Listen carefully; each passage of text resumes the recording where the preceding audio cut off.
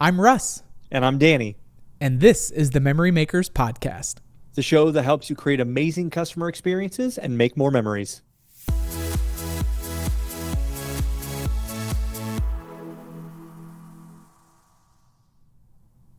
Memory Makers Podcast. I'll be home soon.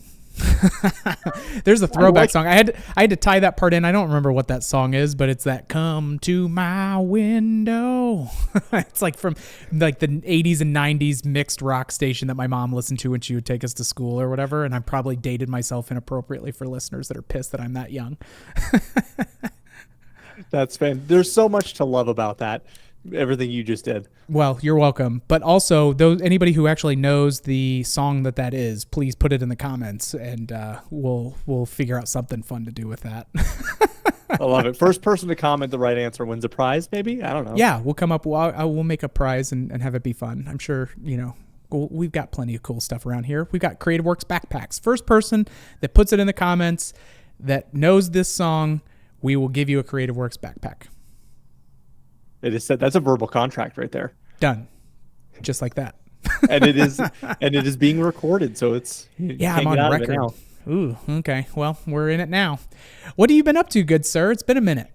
It has been a minute. My wife and I just had Kimberly Schilling from Creative Works out to visit us here in Colorado, and we did a weekend of hiking in preparation for our climb to Mount Kilimanjaro in February. So we did a couple days of hiking up in the mountains here in Colorado and got some miles under our feet and experienced a lot of different kinds of weather very quickly.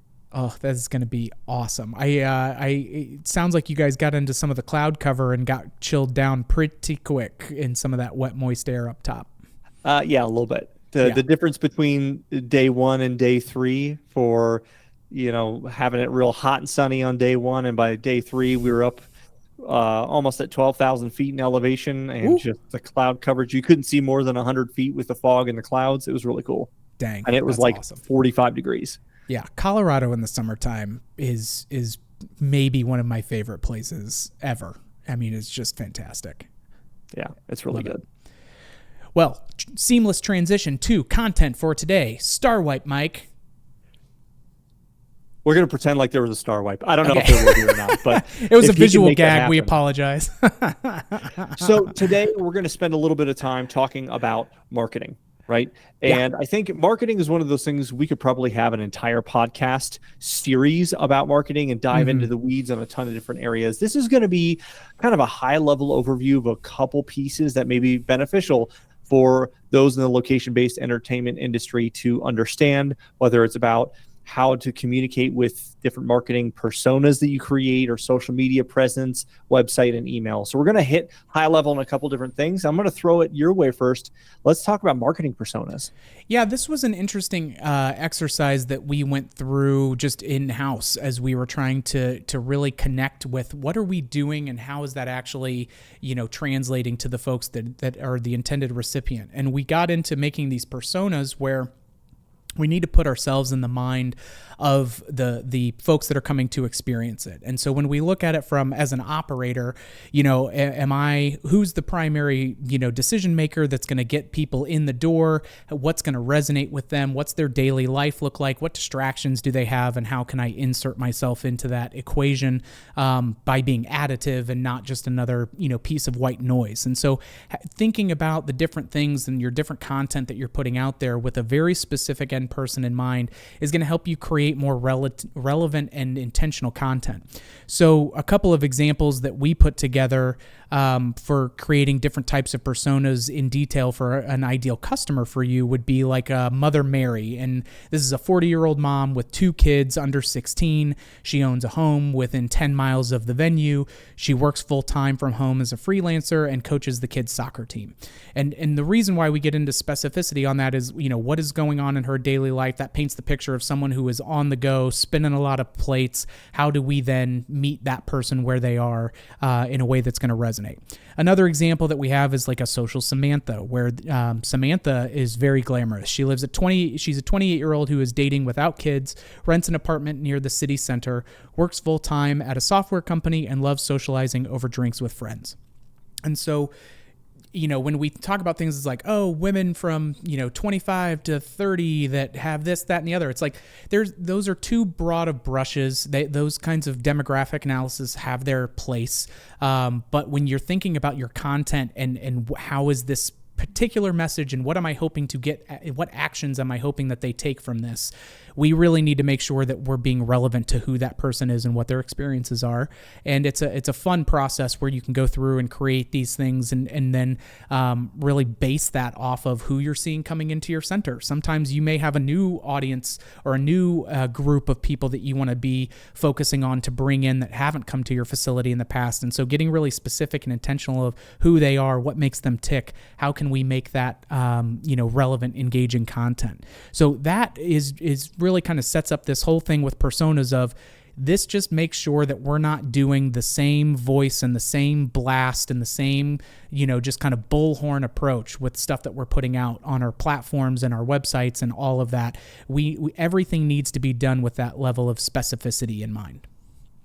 Specificity is a great word to describe that. Yeah. And I think the specificity also goes to the next topic that I wanted to hit on, which is social media. And what I mean by that is understanding your audience, which part of that comes from doing your customer personas and understanding your audience. But you want to know, who am I reaching, so that on social media, you can make sure you're putting your one on the right platforms to begin with, and then you're putting the right messages on the right platforms, right? Yeah. Spoiler alert, Mother Mary and Social Samantha are not on the same social media platforms.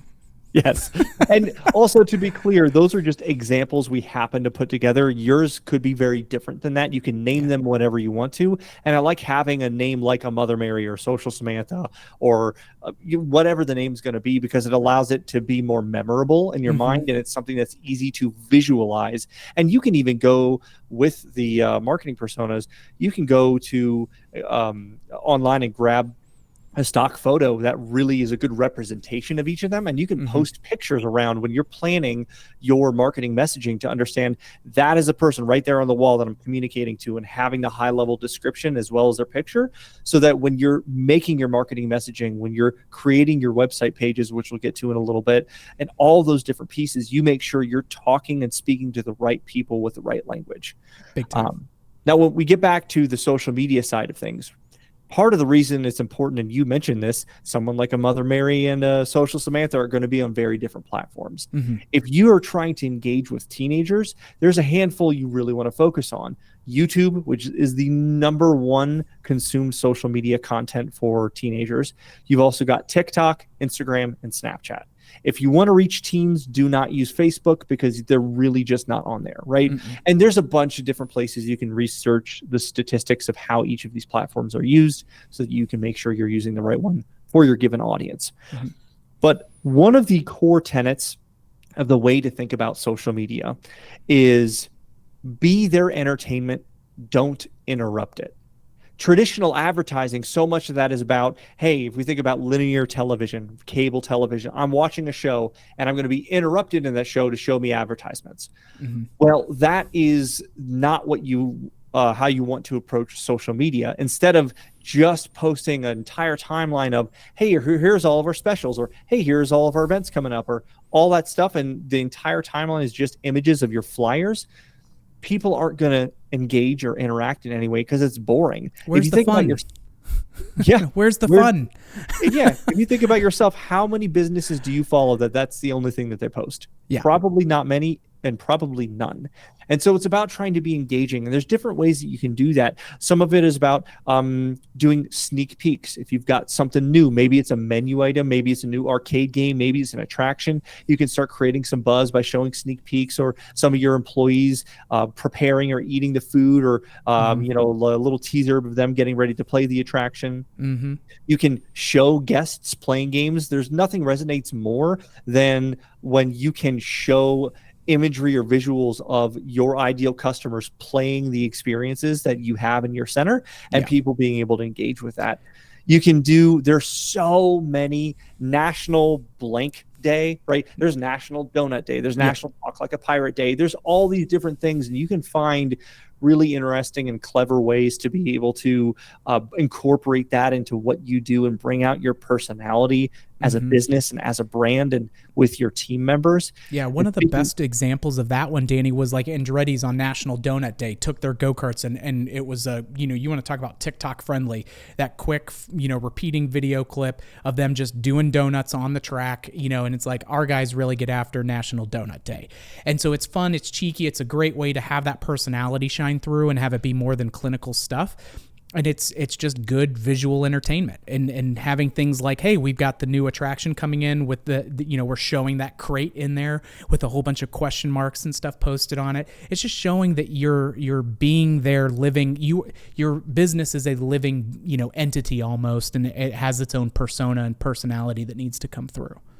and speaking of a personality, the other people at your business, the individuals, your team members have personalities, and a lot of them probably have interesting and unique talents. So as an example, if you tend to hire very outgoing people, a lot of times they might be in show choir or different things where they spend time on stage. So if you bring together 3 or 4 of your party hosts or 3 and 4 of your employees that happen to be in choir or anything like that, and you get them to do kind of a 3 or 4 part harmony of happy birthday and sing that to someone recording and then post that on social media, moms would eat that up. They love that kind of content. It's engaging, it's fun, it's unique.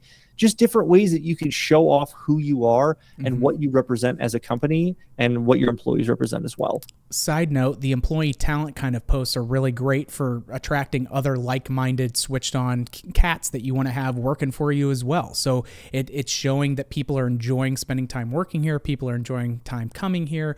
It's just a great recruitment opportunity as well because you're serving a couple of audiences, not just your guests. So let's kind of move on from the social media side of things. Sure. I'd love to have you talk about the website. Again, for those listening and watching, this is a very high-level overview of a few different areas and good food for thought. Maybe in future episodes, we'll do deep dives on each of these, but we want to equip you with just really good knowledge across the board. Yeah.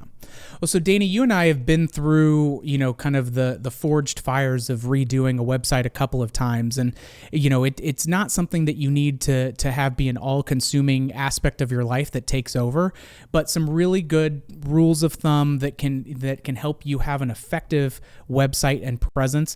We always recommend just keep it simple.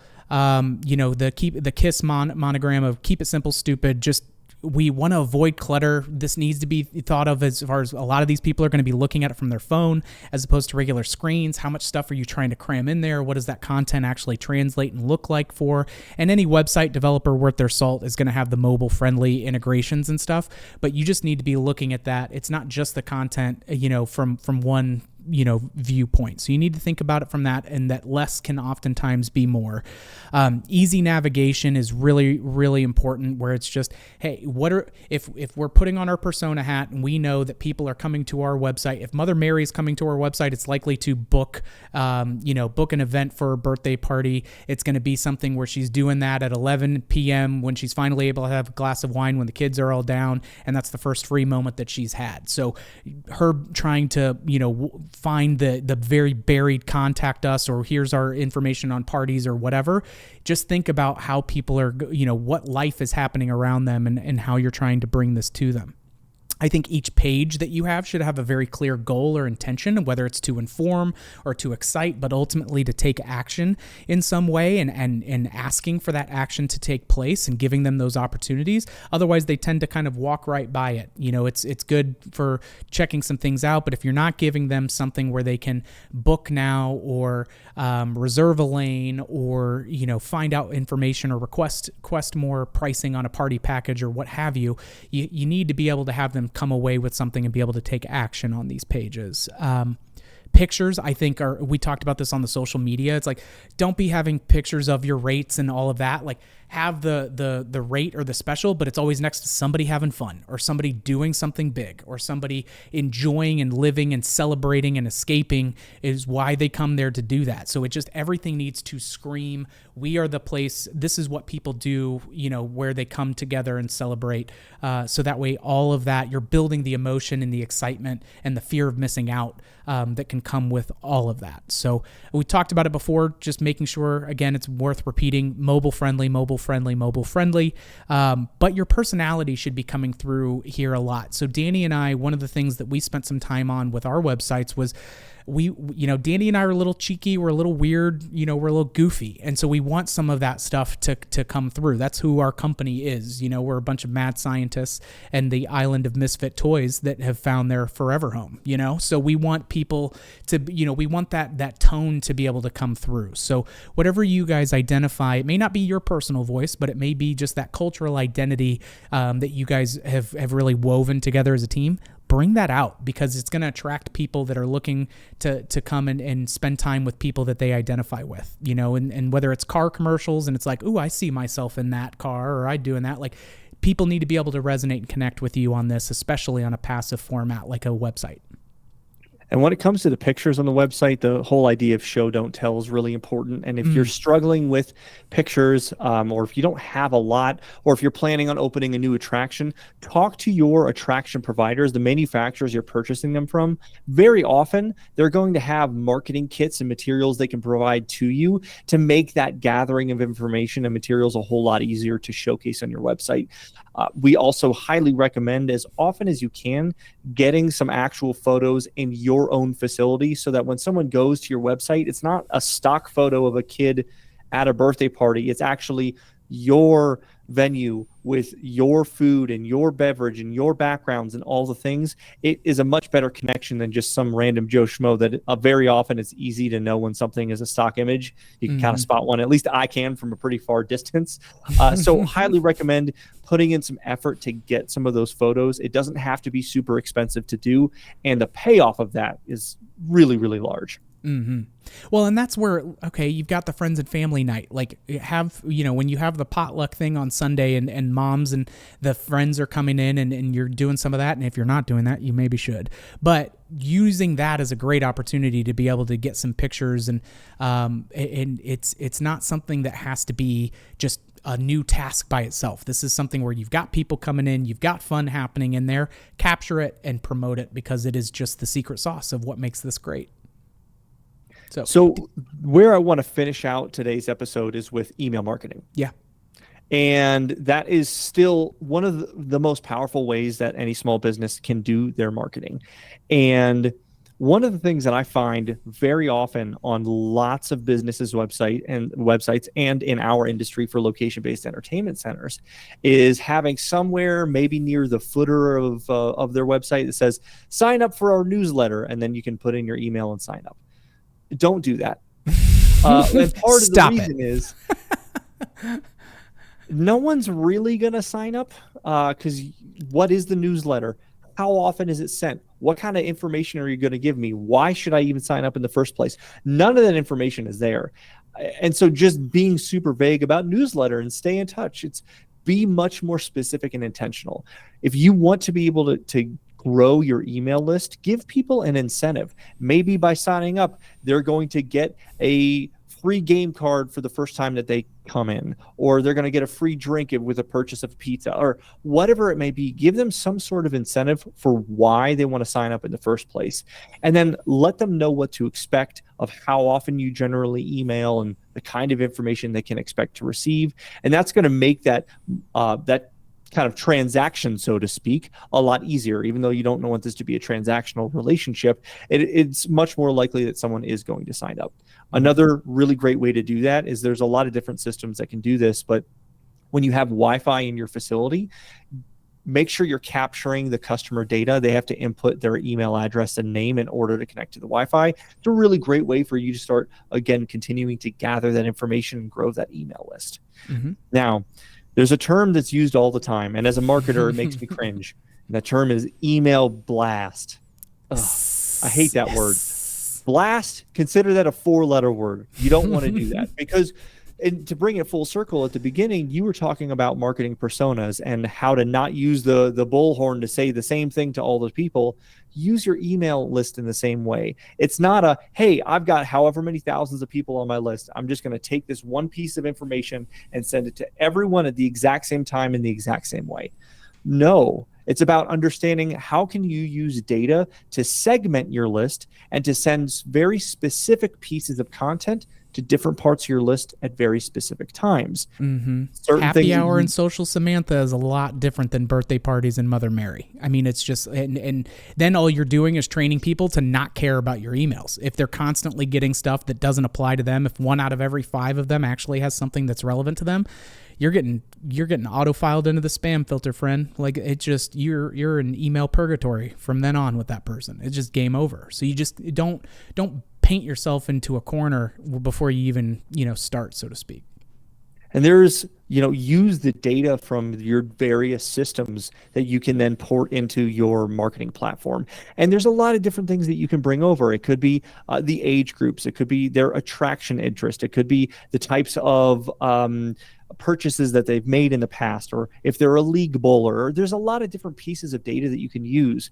But to Russ's point, if you send out a message to everyone about booking birthday party for your kids, and that's kind of the majority of your messages you send to everybody, someone like the social Samantha is going to either hit it as spam or unsubscribe right away because it's super not relevant. And so that's the best way to be able to think about email marketing is target and segment, don't blast. And it takes a little bit more work and more effort, but the fruits of that labor and the impact that you're going to have with your email marketing is going to skyrocket when you do that. Yeah, I think the thing that kind of comes to mind, even if it's like, hey, we've redone our restaurant and have all this new food and beverage. Well, somebody that's coming in and doing corporate bookings is going to look at that from a very different set of filters and decision criteria than someone who's looking to eat out, on their kind of semi-regular spot. So it's both are still very relevant to your new addition and your new focus, but you're also going to get a ton, you're going to get 3 or 4 times the amount of traction as opposed to just hitting on one of the 2 of those at any given time. So it's just really thinking about what does this mean to the person that I'm sending it to, and is it specific enough for it to be meaningful? And that really brings together the whole idea of today's episode. It's understanding your audience and how you want to speak to them given who they are and what their interests are. And that starts with your marketing personas, and that moves through the way that you post and where you post on social media. It moves into your website and how that's structured and the information that you share on there, and your email marketing and the way that you're delivering that to different people's inboxes. Big time. So when you can bring all those pieces together, be very intentional and segment to the right people and the right audiences, your marketing efforts will yield a lot better results. And I think that, for me, is a great place to wrap up today's episode. What do you think, Russ? I am on board with you, friend. I appreciate your insights on this for sure. I always get some extra takeaways, and you and I talk this shop a lot, so I appreciate you. We've got a ton of great content, more episodes coming your guys' way. They come out weekly. Be sure to come back and check us out again. We'll also be having guests coming on and diving even deeper into more of the nuances and the fun and the good, the bad, the ugly, all of it. So we appreciate you guys continuing to keep checking us out. If you liked what you heard, don't forget to subscribe and leave us a review. And we appreciate those 5 stars, please and thank you. If you've got any ideas for future episode topics or guests that you'd like to see, follow us on social media and send us a direct message. We'd love to hear from you. Big time shout out to Mikey Mike on the 1s and 2s, working the Ultranet as always. And with that, we will catch you on the next one, troublemakers.